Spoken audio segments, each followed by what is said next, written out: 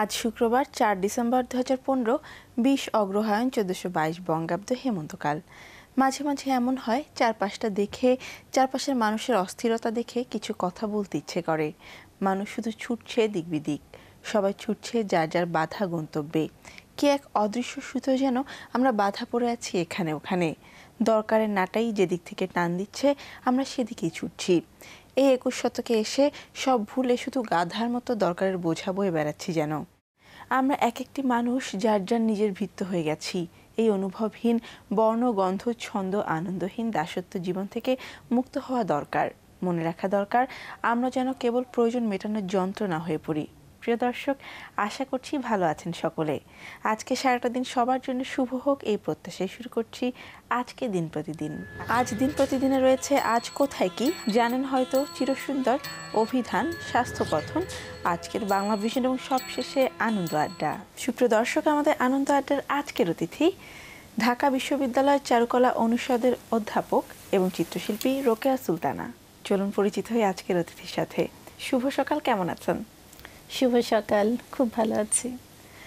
আমরা জানি যে বেঙ্গল শিল্পালয়ে আপনার রোকেয়া শীর্ষক একক চিত্র প্রদর্শনী চলছে এবং তা শেষ হয়ে যাচ্ছে কাল। এই প্রদর্শনী প্রসঙ্গে জানবো।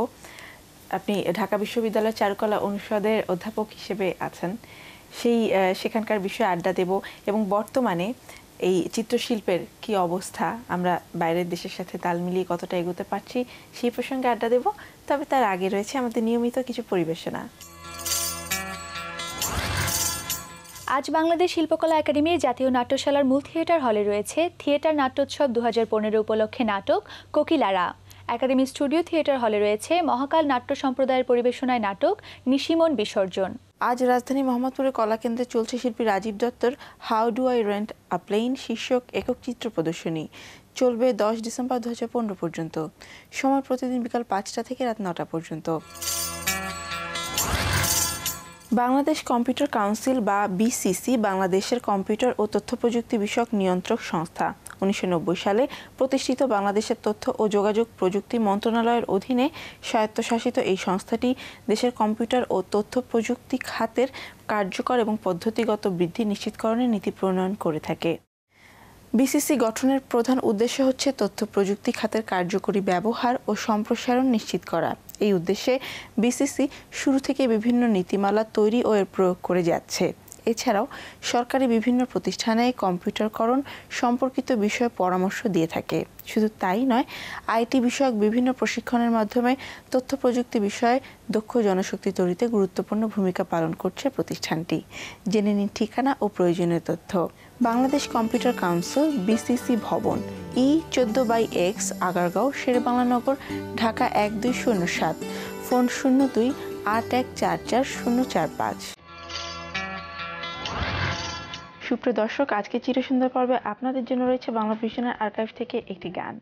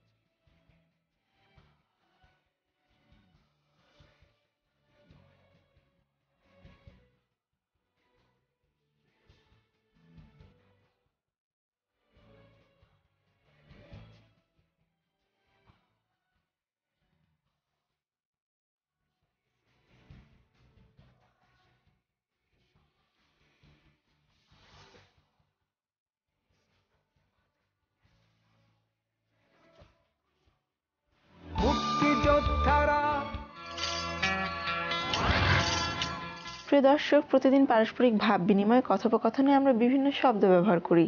তার মধ্যে কিছু শব্দ রয়েছে অতি প্রচলিত, যেগুলোর অর্থ বা ব্যাখ্যা অনেকেরই জানা, কিন্তু কিছু শব্দ আবার মুখে মুখে শুনেই আমরা কথায়, লেখায় বা উপমায় ব্যবহার করি। এসব জানা অজানা কিছু শব্দের উৎপত্তি, ব্যাখ্যা, ব্যবহার ইত্যাদি নিয়ে আমাদের এবারের আয়োজন অভিধান। দিকবিদিক। দিকবিদিক মানে দিক ও কোণসমূহ, সব দিক, হিতাহিত, ন্যায় অন্যায়। কথায় বলে দিকবিদিক জ্ঞান শূন্য। দিকবিদিক শব্দের মূল অর্থ হলো দিক ও দিগন্তরাল বা কোণ। আমরা যে 10 দিকের কথা বলি তার মধ্যে 4টি হলো দিক এবং 6টি বিদিক। 4 দিক হলো পূর্ব, পশ্চিম, উত্তর, দক্ষিণ। 6 বিদিক হলো ঈশান, বায়ু, অগ্নি, নৈরত, ঊর্ধ্ব ও অধ। দিকবিদিক দিক ও বিদিক সমূহের সমাহার হলেও আমরা যখন দিকবিদিক জ্ঞান শূন্য হয়ে ছোটার কথা বলি তখন হিতাহিত জ্ঞান বা ন্যায় অন্যায় জ্ঞানের প্রসঙ্গই টানি। শরীরের যে কোনো অঙ্গের গোলযোগ নানা উপসর্গের মধ্য দিয়ে শরীর জানান দিতে থাকে, কিন্তু দীর্ঘস্থায়ী কিডনি রোগের বেলায় অধিকাংশ ক্ষেত্রেই দীর্ঘদিন রোগীর কোনো উপসর্গ দেখা যায় না। শুরুতে খাবারে অনীহা, বমি বমি ভাব, প্রস্রাবের পরিমাণে তারতম্য, ঝিমুনি, ক্লান্তি প্রভৃতি উপসর্গ দেখা দিতে পারে। এসব লক্ষণকে অনেকে সাধারণ ক্লান্তি বা দুর্বলতা জনিত বলে এড়িয়ে যান এবং চিকিৎসকের শরণাপন্ন হন না। প্রাথমিক পর্যায়ে কিডনি রোগ ধরা পড়লে জটিল বা ব্যয়বহুল চিকিৎসা এড়ানো যেতে পারে সহজেই। কিডনি ভালো রাখতে উচ্চ রক্তচাপ, ডায়াবেটিস কঠোরভাবে নিয়ন্ত্রণে রাখতে হবে। হঠাৎ করে চেহারা ফুলে গেলে কিংবা প্রস্রাবের পরিমাণ খুব কমে গেলে চিকিৎসকের শরণাপন্ন হতে হবে। এছাড়া পরিবারের কিডনি রোগ থাকলে চিকিৎসকের পরামর্শে মাঝে মধ্যে কিডনি পরীক্ষা করে নিন। সুপ্রিয় দর্শক, আজ বাংলা ভিশনের পর্দায় আপনাদের জন্য রয়েছে সকাল 10টা 10 মিনিটে স্বাস্থ্য বিষয়ক অনুষ্ঠান মনোদর্পণ। ভালো থাকুন। প্রযোজনা মামুন খান। মায়ের মানসিক অবস্থার উপর কিন্তু শিশুর উপরও সেটার প্রভাব কিন্তু অবশ্যই পড়ছে। এটা মেডিকেল সায়েন্স আসলে বলছে, প্রতিনিয়ত পড়ছে। সকাল 11টা 5 মিনিটে রান্না বিষয়ক অনুষ্ঠান আমাদের রান্নাঘর। প্রযোজনা তারিকুল ইসলাম সজল। সুগন্ধে ভরে থাকা কত রেসিপি জমে ওঠে প্রতিদিন আমাদের রান্নাঘর, আমাদের রান্নাঘর। রাত 8টা 15 মিনিটে দেখবেন ধারাবাহিক নাটক সহযাত্রী। রচনা ও পরিচালনা রিজওয়ান খান। এত ব্যস্ততা থাকবে যখন তাহলে বিয়ে করেছিলে কেন? আজ রাত 9টা 5 মিনিটে দেখবেন জনপ্রিয় কণ্ঠশিল্পী সৈয়দ আব্দুল হাদির সঞ্চালনায় বিভিন্ন ভাষার বৈঠকে গানের উপস্থাপন গানে গানে দেশে দেশে। প্রযোজনা নাহিদ হাফিজ বিপ্লব।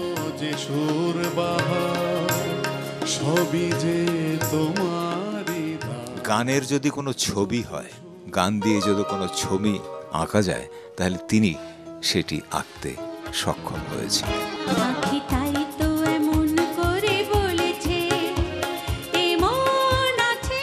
রাত 9টা 45 মিনিটে দেখবেন ধারাবাহিক নাটক লড়াই।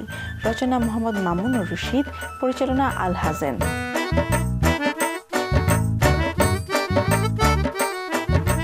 আমাদের ব্যক্তিগত জীবনে এমন কিছু সমস্যা আছে যে আমরা কারোর সাথে শেয়ার করতে পারি না। প্রিয় দর্শক, আর মুখ বুঝে থাকা নয়, আপনিও আপনার সমস্যা নিয়ে কথা বলতে পারেন আমাদের সাপ্তাহিক এই আয়োজনে। আজ রাত 11টা 25 মিনিটে রয়েছে সরাসরি অনুষ্ঠান আমি এখন কি করব। উপস্থাপনায় সারা জাকের এবং তার সঙ্গে থাকবেন মেহতাব খানম। প্রযোজনা কাউনাইন সৌরভ। সমাজ, এই পিতৃতান্ত্রিক সমাজ, ওইটা তো ওকে খুবই যত্নে লালিত করে না। দর্শক, এছাড়াও সকাল 7টা 30 মিনিট, সকাল 10টা, বেলা 11টা, দুপুর 12টা 2টা, বিকাল 4টা 5টা, সন্ধ্যা 7টা 30 মিনিট, রাত 10টা 30 মিনিট এবং রাত 1টা 30 মিনিটে দেখুন বাংলা ভিশন সংবাদ।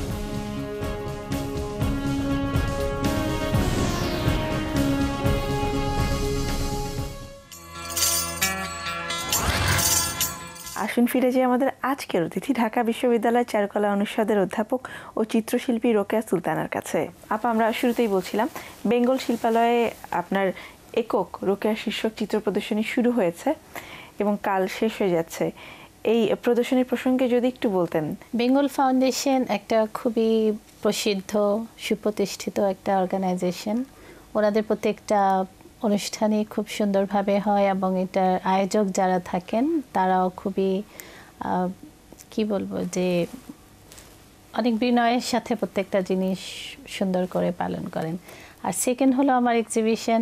আমি আমার মতো একটা জার্নি থাকে, সে জার্নির পর আমার যে কাজগুলি হয়েছে সেগুলিকে আমি ওখানে শো করেছি, দর্শকদের কাছে তুলে ধরার চেষ্টা করেছি। তো সারা যদি বলি তো এটা খুব একটা ছবি দেখা অনুভব করা আমার মনে হয় যে এটা খুব একটা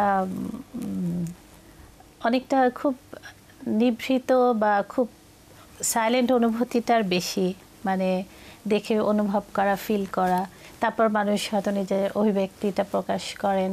তো আমার কাছে যেটা মনে হয়েছে, এটা তো আমার কাজ, আমার জন্য বলা মুশকিল, তবু আমার মনে হয় যে ভালো লাগছে, ভালো লেগেছে।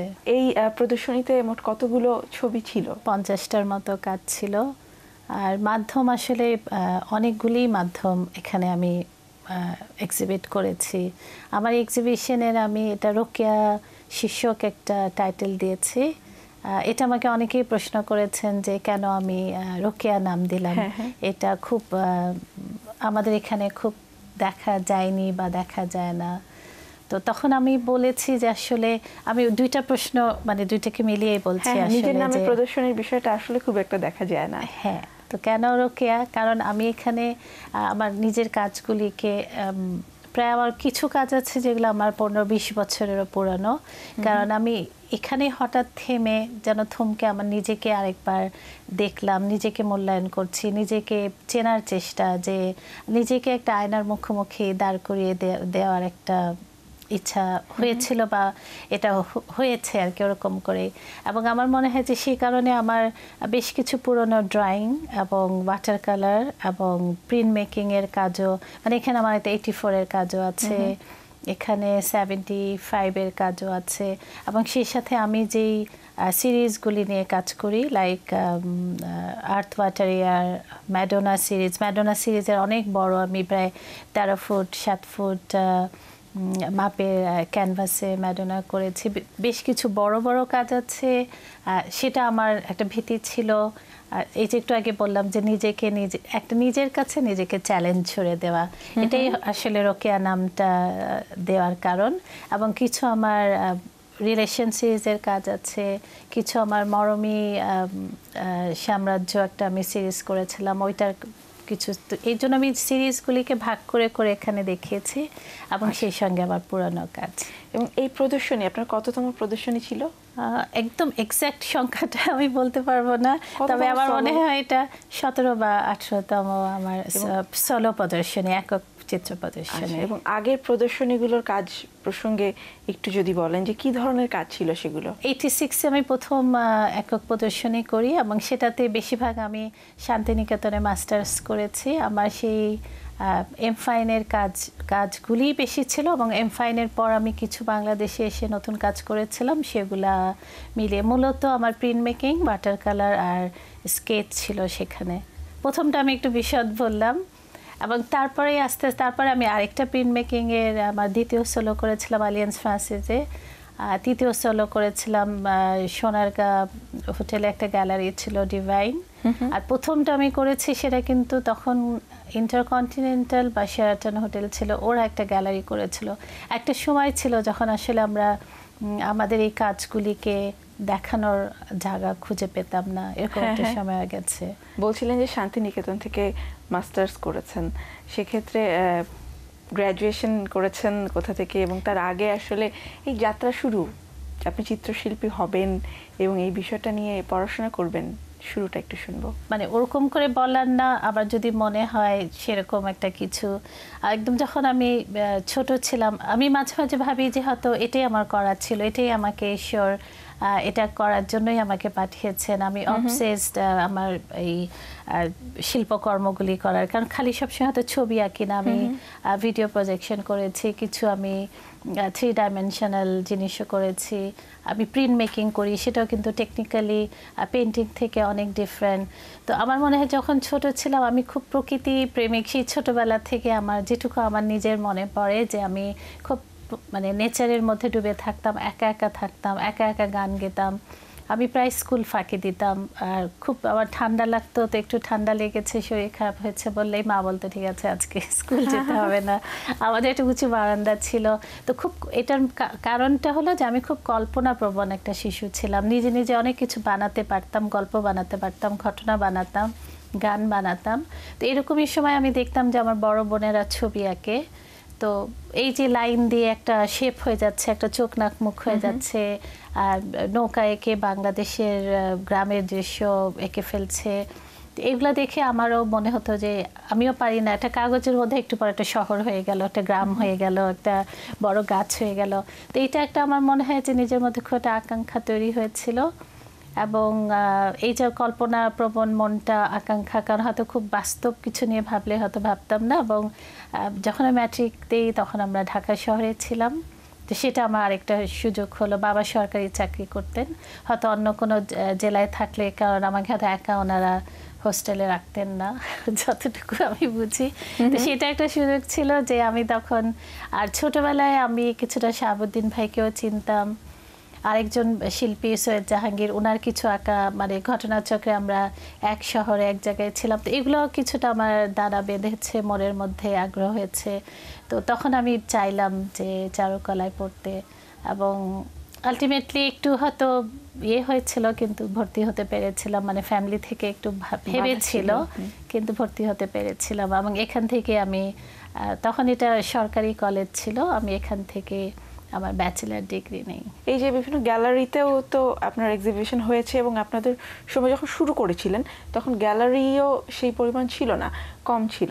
এখন সময়ের সাথে সাথে আসলে গ্যালারির পরিমাণ কতটা বৃদ্ধি পেয়েছে, এবং এই গ্যালারিগুলো এই শিল্প চর্চার ক্ষেত্রে কতখানি সহায়ক ভূমিকা পালন করতে পারছে বলে আপনার মনে হয়? যদি আমি আমাদের আগের সিচুয়েশনকে দিয়ে এখনকার সময়কে ব্যাখ্যা করি, তাহলে এখন অনেক গ্যালারি আছে, অনেক চয়েস আছে, এবং গ্যালারিগুলিরও কিছু গ্যালারি আছে যে একদম সদ্য পাশ করাদেরকে, ইভেন বেশিরভাগ গ্যালারি আমি দেখছি যে ইয়াংদেরকে অনেক প্রমোট করছে। এবং ঢাকার ভেতরে আমরা দেখছি, কিন্তু ঢাকার বাইরে অন্যান্য বিভাগে কি পরিমাণ আছে বা সুযোগ সুবিধা কতটা আছে? ঢাকার বাইরে হয়তো ঢাকার মতো এত গ্যালারি নাই। তারপর আমি রাজশাহীতে শুনেছি গ্যালারি হয়েছে, চট্টগ্রামে আমি শুনেছি গ্যালারি হয়েছে।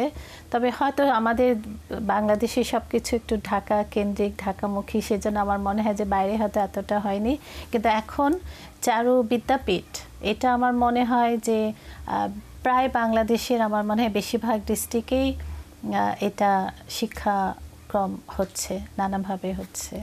আপনার দীর্ঘ চিত্রশিল্প জীবনের এবং শিক্ষকতা করছেন, সেই জীবনের আলোকে যদি বলতেন যে এই দিকটা তো একটা সৃজনশীল কাজ, এই সৃজনশীল কাজে আসলে সৃজনশীল মনোভাব নিয়ে মানুষজন আসছে বা যারা স্বপ্ন দেখছে, তাদের মাঝে সেই স্বপ্নটা কতখানি সৃজনশীল?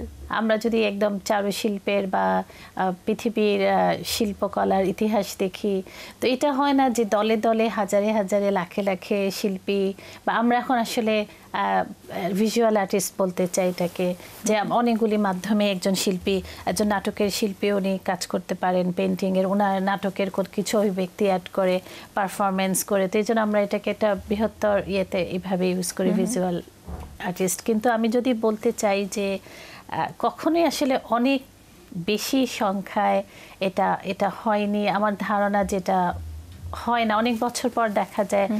এবং যেটা আপনি বলছেন যে হ্যাঁ, যে একাগ্রতার অভাবের থেকেও আমার মনে হয় যে সময়, সিচুয়েশন, এটা একটা কারণ, এটাকে ধরে রাখার। যেমন আমার গুরু মোহাম্মদ কিবরিয়া বলতেন যে প্রচণ্ড মনের জোর দরকার। আমি অনেক সময় স্যারের কাছে জিজ্ঞাসা করতাম যে একজন শিল্পী হতে গেলে কি করতে হয়, কিভাবে, যখন আমি নিজের ছাত্রী ছিলাম। তো স্যার বলতেন যে প্রচণ্ড মনের জোর যদি থাকে, তাহলে তুমি এই সব কিছু বাধা, আমি যে একটু আগে বলছিলাম যে এই পথে আসলে অনেক বাধা, সেটা অতিক্রম করার। সেই সাথে আছে যে অনেক রকম অ্যাট্রাকশন আমাদের, আমি স্টুডেন্টদের অনেক সময় দেখি যে ওদের আশেপাশে আরও অনেক কিছু করার আছে। তো অনেক সময় হয় যে ওরা ওই সবগুলি জিনিসকেই করতে চায়, সেটাও একটা অনেক সময় কারণ হয়। তবে আমার মনে হয় যার মনের জোর আছে, যার একাগ্রতা আছে, সেই সব বাধা অতিক্রম করে নিজেকে, মানে নিজের সিগনেচার বা নিজেকে প্রতিষ্ঠিত করতে পারবে। আমরাও সেই প্রত্যাশা ব্যক্ত করছি। এবং আপনার এই রোকেয়া শীর্ষক চিত্রশিল্প প্রদর্শনী কাল শেষ হয়ে যাচ্ছে, আশা করছি এখনো পর্যন্ত যাতে যাওয়ার সুযোগ হয়নি তারা যাবেন। অসংখ্য ধন্যবাদ আজকে আমাদের সময় দেওয়ার জন্য। আপনাকেও অনেক ধন্যবাদ, এবং বাংলা ভিশনকে ধন্যবাদ আমাকে এখানে ডাকার জন্য। সুপ্রিয় দর্শক, এতক্ষণ কথা হচ্ছিল অতিথির সাথে। এবার সময় হলো বিদায় নেবার। আমাদের অনুষ্ঠান সম্পর্কে আপনাদের যে কোনো মতামত ও পরামর্শ জানাতে লিখুন এই ঠিকানায়। প্রযোজক দিন প্রতিদিন, বাংলা ভিশন নূর টাওয়ার, 110 বীর উত্তম সিরাজ দত্ত রোড, ঢাকা 1205। ফোন 96320303 থেকে 4 পর্যন্ত। আমাদের কাছে ইমেল করতে পারেন এই ঠিকানায় dinprotidin@banglavision.tv। আইরিশ কবি টি.এস. এলিয়টের একটি উক্তি বলে বিদায় নেব আজ। তিনি বলেছেন, মানুষ খুব বেশি বাস্তবতা মেনে নিতে পারে না। প্রিয় দর্শক, সবাই ভালো থাকুন, সুস্থ ও সুন্দর থাকুন। আজকে সারাটা দিন সবার জন্য শুভ ও কল্যাণময় হোক।